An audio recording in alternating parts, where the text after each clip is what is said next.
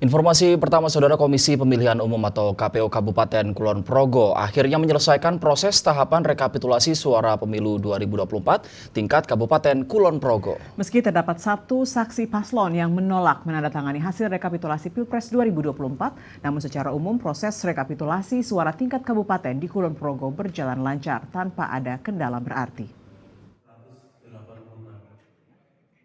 Dilaksanakan sejak 27 Februari 2024 lalu, proses rekapitulasi suara tingkat Kabupaten Kulon Progo akhirnya bisa diselesaikan KPU Kulon Progo tanpa adanya kendala berarti.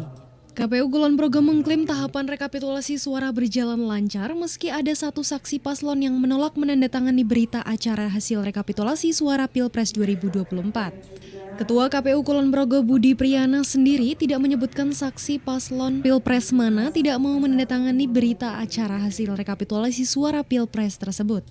Meski demikian, sesuai peraturan KPU, hal itu merupakan hak setiap saksi dan dipastikan tidak akan mempengaruhi hasil rekapitulasi suara yang telah ditetapkan.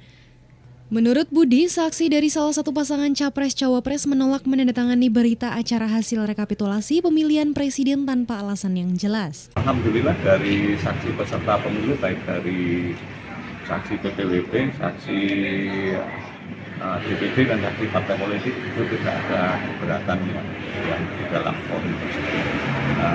Hanya ada satu saksi dari PPWP yang tidak bersedia menandatangani satu paslon yang tidak bersedia tanpa alasan dan itu juga hak mereka mau tanda tangan atau tidak, itu hak mereka. Terlepas dari itu, proses rekapitulasi suara tingkat Kabupaten Kulon Progo berjalan lancar. KPU mengklaim aplikasi Sirekap yang selama ini kerap bermasalah bisa digunakan tanpa kendala selama proses rekapitulasi. Menurut data KPU Kulon Progo, perolehan suara Pilpres 2024 didominasi paslon Prabowo Gibran dengan perolehan 50,97% atau 152.358 suara. Paslon nomor 2 ini unggul di semua Kapanewon dengan perolehan tertinggi dari Kapanewon Pengasih dengan 18.198 suara.